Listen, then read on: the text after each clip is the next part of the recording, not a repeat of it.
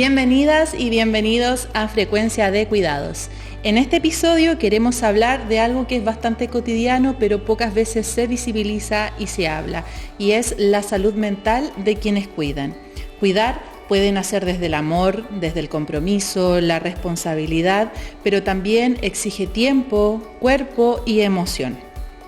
Por eso, hoy nos acompaña Ashley, psicóloga del programa PRAPS del Departamento de Salud Municipal de Yanquihue, para conversar sobre señales de sobrecarga, primeros auxilios emocionales y autocuidado posible sin culpa y sin recetas mágicas. Así que quiero darte la bienvenida, Ashley, a este episodio de Frecuencia de Cuidados. Muchas gracias por la invitación. Sí, creo que es un tema bastante importante de abordar, así que con toda la disposición para poder conversar acerca de este tema. Me encanta. Ashley, para partir, ¿qué pasa emocionalmente cuando una persona cuida durante mucho tiempo y con pocos apoyos? Cuando hablamos de cuidar, ¿cierto? Muchas veces, o lo que solemos pensar inmediatamente, ¿cierto? Es en la persona que recibe los apoyos, los cuidados, pero pocas veces nos detenemos a pensar en la persona que cuida, ¿cierto? Y la sobrecarga a nivel físico y emocional que genera. Lo que me gustaría partir diciendo es que el acto de cuidar es una experiencia profundamente significativa, pero al mismo tiempo es muy demandante. Es muy compleja. Cuando una persona asume el rol de cuidador o de cuidadora, el cerebro inmediatamente, ¿cierto? Cuando se expone a tiempos prolongados de cuidado, entra en modo alerta. ¿Ya? Entonces, aquí también me gustaría comentar un poquito que desde la neurociencia nuestro organismo está preparado para poder responder, ¿cierto?, al estrés de forma adaptativa. Pero, ¿qué pasa cuando lo hacemos de forma constante? No está preparado para hacerlo de forma constante o de forma sostenida en el tiempo, ¿ya? Desde ahí, ¿cierto? Lo que pasa es que a nivel cerebral, un poquito explicando, ¿cierto?, lo que ocurre, la amígdala cerebral se activa y se activa cuando detecta amenazas del entorno, ¿ya? Y en este proceso, cuando detecta amenazas del entorno, lo que hace es liberar una serie de hormonas como el cortisol y la adrenalina que están ligadas al estrés. Entonces, una persona que está más irritable, que se siente cansada, que está sobrepasada emocionalmente, ¿cierto? No quiere decir que, digamos, que sean débiles o incapaces en el cuidado, sino que es la respuesta natural, ¿cierto?, frente a una demanda compleja del entorno. Eso es importante partir diciendo. Claro, importante el tema que mencionabas tú de lo que sucede como químicamente en nuestro cuerpo, el tema del cortisol que se convierte en un elemento neurotóxico y que va generando daños a nivel cerebral. Sí. Y eso se traduce en mayor irritabilidad, inestabilidad emocional, sensación de cansancio generalizado. A nivel físico, dolores musculares, por ejemplo, la cefalea, los dolores de cabeza. Sí. Hay algo que a mí me gusta mucho decirle a las personas con las que trabajamos, y es el tema que el dolor, el sufrimiento o el cansancio siempre encuentra una manera de salir. Y por eso me acordaba cuando mencionaste el tema del dolor físico, de que también es una señal de nuestro cansancio o nuestro malestar mental. Exactamente.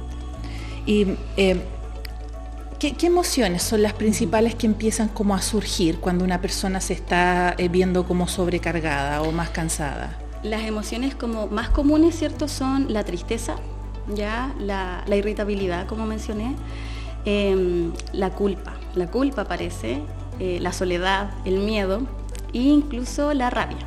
¿Ya?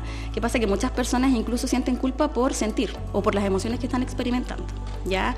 Entonces, algo que igual es importante aquí mencionar es el rol que cumplen las emociones, ¿ya? Las emociones no nos vienen a decir como, claro, es esto que estoy sintiendo, ¿cierto?, es incómodo porque es desafiante sentir ciertas emociones, ¿cierto?, pero nos vienen a informar precisamente que debemos hacer algo con ellas. Entonces, las emociones tienen un rol súper importante, que es informar qué es lo que necesitamos en este momento, ¿ya?, y cómo estamos, ¿ya? Entonces, es un acto de responsabilidad y de autocuidado escucharlas. Es fundamental. ¿Y por qué tú crees que, dentro de tu experiencia, crees que a las personas les cuesta reconocer cuando están sobrepasados? El cansancio en sí cuesta reconocerlo porque no sucede de un día para otro. Ya el cansancio se va acumulando. ¿Ya? Entonces es súper importante entender que el agotamiento se normaliza. Finalmente eso es lo que pasa, cuando el agotamiento se normaliza es porque los cuidadores, las cuidadoras, ¿cierto?, comienzan a postergar sus propias necesidades, ¿ya? Y empiezan a funcionar en piloto automático y desde ahí es súper difícil poder reconocer si es que llego a mis límites finalmente. Entonces se normaliza y es difícil reconocer, está bien, está mal esto que estoy sintiendo y no hay tiempos para pausas, para preguntarme cómo estoy, cómo tengo que enfrentar también yo esta situación, cómo yo puedo responsabilizarme de esto. Y en ese sentido, ¿cómo dirías tú que la culpa influye en la salud mental de una persona que cuida? Ya, la culpa tiene un rol, yo creo que es clave y tiene un rol súper importante o obstaculiza muchas veces el autocuidado. ¿Ya? Porque la culpa viene asociada con pensamientos de muchas veces autodestructivos o de incapacidad. Como yo no puedo hacer esto, no estoy haciendo lo suficiente, no soy capaz. ¿Ya? Entonces, en la medida, ¿cierto?, que comienzan a instaurarse estas creencias de incapacidad, a veces inclusive comenzamos a imaginarnos situaciones catastróficas también, ¿ya? ¿Y qué es lo que pasa? Que la culpa es un activador directo o acelera también lo que es el síndrome del cuidador quemado, ¿cierto? Cuando hablamos de un estrés crónico, cuando ya hay un agotamiento que no pasa con recargarse, con dormir, con descansar, sino que ya se traspasa como a la vida diaria. Claro, y porque también cuesta descansar y cuesta dormir. Sí, exactamente. Influye también. Y ahí es importante tal vez que las personas puedan entender cuándo es un cansancio normal y cuándo es una sobrecarga que requiere atención. Ya, lo más importante es que el cansancio normal, ¿cierto?, el cansancio habitual, suele como pasar cuando yo descanso, duermo, por ejemplo. Ya me doy estos tiempos de autocuidado finalmente, puedo recuperar energías físicas, emocionales. Pero cuando hablamos de un cansancio ya que no es normativo, por decirlo así, ¿cierto? Es cuando yo, a pesar de darme espacios para descansar, ¿cierto?, persiste el agotamiento, ¿ya? ¿Y qué puede pasar aquí? El cuidador puede experimentar, ¿cierto?, como una pérdida del disfrute de sus propias actividades, ¿cierto? Una sensación quizás como de desesperanza, pérdida del control emocional, del control físico, sentir incluso que yo ya no tengo los recursos necesarios para poder cuidar a otra persona. Entonces ahí hablamos que ya es un cansancio, ¿cierto?, que no está siendo adaptativo, o no sé si adaptativo, sino que ya no está cesando con el descanso como tal. Excelente. Y habíamos mencionado al inicio de la entrevista, identificando todas estas sobrecargas, todas estas emociones que a veces pueden ser un poco aversivas, incómodas y que a veces son igual conducentes a estas situaciones de sobrecarga, que también es importante verlo, el tema de los primeros auxilios emocionales. Ahí si tú nos pudieses comunicar o orientar de qué se tratan estos primeros auxilios emocionales. Sí, los primeros auxilios emocionales son un instrumento, por decirlo así, o un instrumento psicológico, ¿ya? En el fondo lo que sirve, no reemplaza una terapia, ¿ya? Pero es una herramienta para poder contener de forma inicial a una persona que puede estar experimentando una crisis emocional o que esté muy agotada, ¿ya? Los primeros auxilios psicológicos, ¿cierto?, como tal, buscan contener de forma inicial lo que está sucediendo. Que es súper importante hacer acá, ya sea para aplicarlo en la persona cuidadora misma como con otra persona, ¿cierto? En primer lugar es validar la emoción de la persona, ¿ya? Eso es súper importante, ¿ya? Entonces yo escucho lo que la persona me está comentando. Que sería como no decir, ya, pero deja de llorar. Exactamente, sí. O otras personas están peores, por ejemplo. ¿Ya?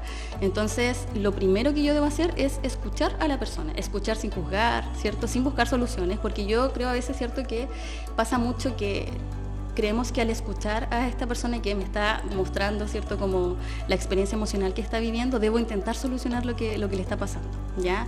Entonces, el primer paso, ¿cierto?, es escuchar sin juzgar, ¿ya? Y no buscar soluciones inmediatas. En segundo lugar, valido. Ya, validar, ¿cierto?, significa reconocer que la otra persona está pasando por un momento difícil y que es muy esperable que tenga estas emociones que me está manifestando. ¿ya? En tercer lugar, otra cosa muy importante es preguntarle, por ejemplo, ¿cómo puedo ayudarla? ¿Ya? ¿De qué forma? ¿Qué necesita? Ayudas ojalá específicas, ¿ya? Y en lo posible, ¿cierto?, ofrecer mi ayuda, ¿ya? Como por ejemplo, puedo reemplazarte en esta actividad, puedo acompañarte a este control médico, puedo reemplazarte, como dije, una horita, por ejemplo. Claro, ¿ya? poder ir a buscar estos medicamentos por Exactamente. ti. Pero siempre específico, porque igual hay que entender que al cuidador o a la cuidadora le cuesta también como aceptar la ayuda, ¿ya? Entonces es súper fundamental ofrecer ayudas, pero ojalá específicas, ¿ya? Vengo mañana a tal hora y te ayudo específicamente con esto, por ejemplo.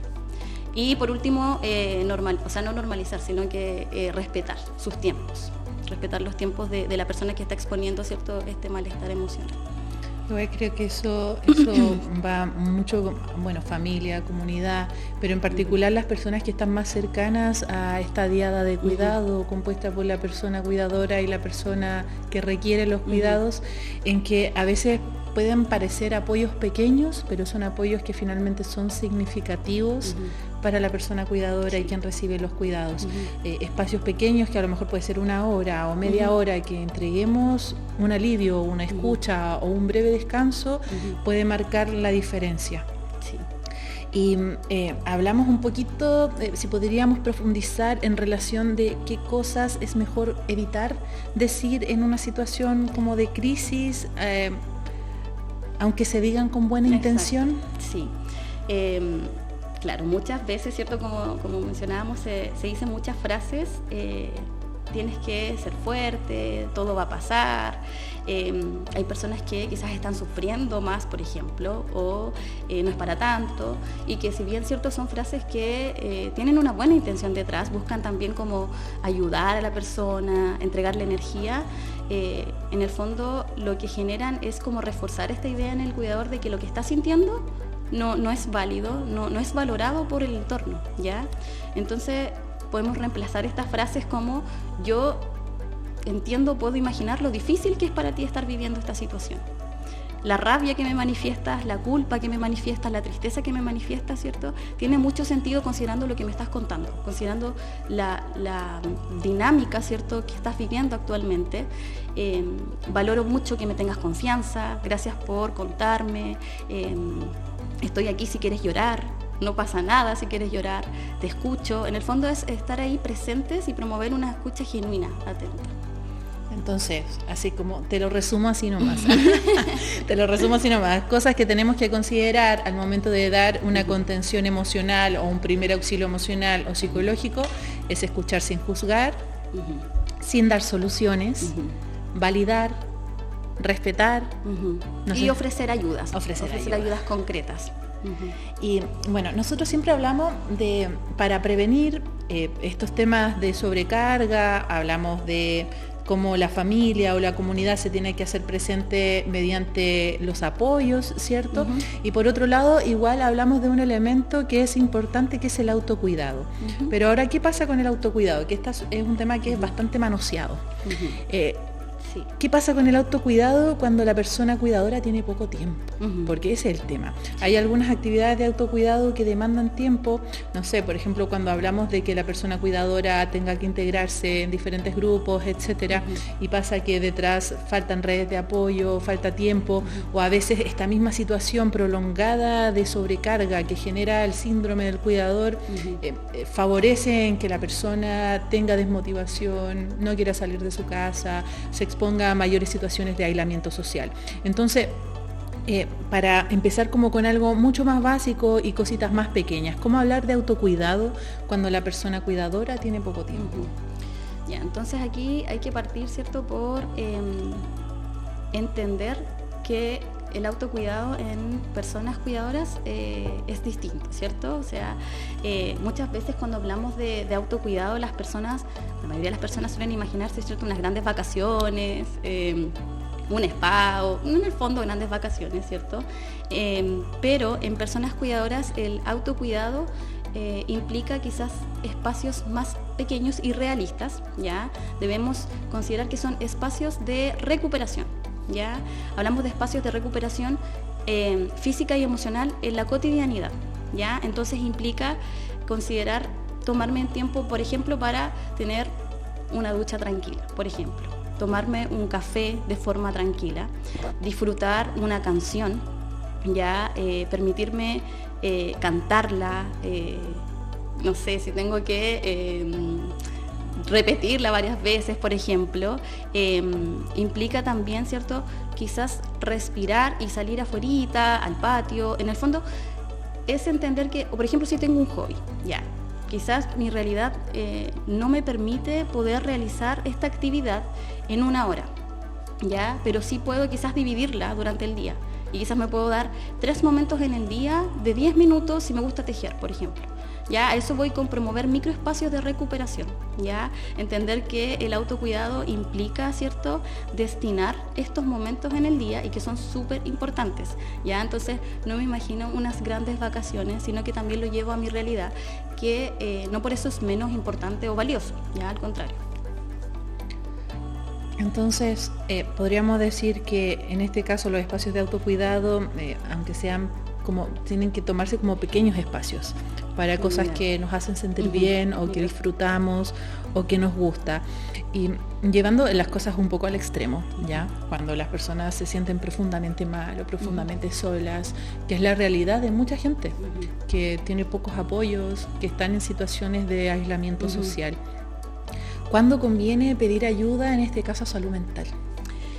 Ya, cuando el malestar, todas las emociones o los síntomas que hemos manifestado antes, ¿cierto?, no ocurren en un momento específico, ya, sino que persisten en toda mi día, ya, y a lo largo de mucho tiempo, cuando se vuelve prolongado, ya. Señales importantes a reconocer acá, ¿cierto?, es la irritabilidad, es un punto súper importante, el agotamiento físico y emocional, ya, este agotamiento que por más que quizás yo me dé espacios de recuperación o de descanso, se mantiene, ya, los sentimientos de desesperanza, sentir que ya quizás no cuento con los recursos para poder apoyar a esta persona, para poder cuidar a esta persona, y finalmente, ¿cierto?, que quizás el agotamiento, ¿cierto?, emocional, ya genera, como decíamos, un nivel de culpa que ya es extremo, ya, entonces se produce también una sobreexigencia, ya, y esta sobreexigencia finalmente lo que hace es que no me permite tampoco descansar, como decíamos, ¿cierto? Es como un círculo vicioso del que es difícil también como poder reconocer, ya. Entonces yo creo que aquí, como te mencionaba, es súper importante reconocer estas señales y lo más importante, si empiezan a persistir en el tiempo, ya. Yo no logro recuperarme a pesar de que me estoy dando un tiempo quizás para descansar, o duermo y me siento igual, y me siento desesperanzada, ya no disfruto quizás las actividades que antes me gustaban, ya no tengo ganas, ya no tengo motivación, ya siento que no puedo más. Ahora es importante también, me gustaría sumar a lo que tú mencionas de esto de no puedo más, que a veces aparecen ciertas ideas extremas que pueden ser conducentes a autolesiones o ideas que nos inciten a hacernos algún tipo de daño. Hay redes que están presentes a las que las personas pueden concurrir en caso de que estemos en este extremo. Yo sé del Fono de Prevención del Suicidio, que es el asterisco 4141. No sé si tú me puedes ayudar con otras redes que estén presentes como para ayudar a las personas. O sea, específicamente hablando como de redes aquí, por ejemplo, en la comuna, directamente, ¿cierto?, lo que es la atención desde el CESFAM, ya es importante que la persona, en la medida en que ya experimenta esta sintomatología, pueda solicitar una atención médica con, en este caso, ¿cierto?, médico correspondiente en el CESFAM, quien es quien evalúa y hace la derivación correspondiente, ya sea una derivación a psicología, ¿cierto?, u otra red o dispositivo que considere oportuno, ¿ya? Hablando un poquito así, en cuanto a promover quizás redes de apoyo, ya también me gustaría mencionar la Casa de la Inclusión, ¿ya? Obvio. Sí, es importante también mencionar que la gente también puede acudir ahí, por ejemplo, para tramitar, o a veces tienen desconocimiento acerca de credenciales de discapacidad, por ejemplo, ya, trámites para la pensión de invalidez, ¿ya? Entonces es importante también que puedan acercarse, consultar. Contamos también con trabajadora social también ahí, y también redes desde acá del municipio, ya lo que es la oficina, ¿cierto? La Dideco. Y el programa del PRLAC, ¿cierto? Sí. Es un programa súper importante, ¿cierto? Que en el fondo apoya a estas personas con dependencia severa, moderada, y el apoyo también que se le da a los cuidadores en este caso, dependiendo digamos, de la dinámica o digamos, la realidad que vive cada familia. Y me gustaría sumar también al hospital. El hospital. Si hay alguna situación de urgencia o si estás en alguna situación de urgencia emocional, ya sea una crisis de pánico, crisis de angustia extrema, en que te sientas como muy sobrepasado, también tienes que saber que te puedes acercar a emergencias del hospital, y exacto. ellos tienen un programa de atención en primeros auxilios psicológicos. Sí, eso es importante porque, claro, a veces podemos estar hablando ahora de primeros auxilios psicológicos, pero quizás no hay ninguna persona, ¿cierto?, en mi entorno que quizás pueda ofrecerme este auxilio, ¿cierto? Entonces ahí entra, ¿cierto?, el recurso, en este caso el hospital, que cumple un tremendo labor ahí para poder acoger esta demanda. Para ir cerrando, Ashley, no sé si quieres dejarle algún mensaje a las personas cuidadoras que a lo mejor están pasando por algún momento difícil en este momento.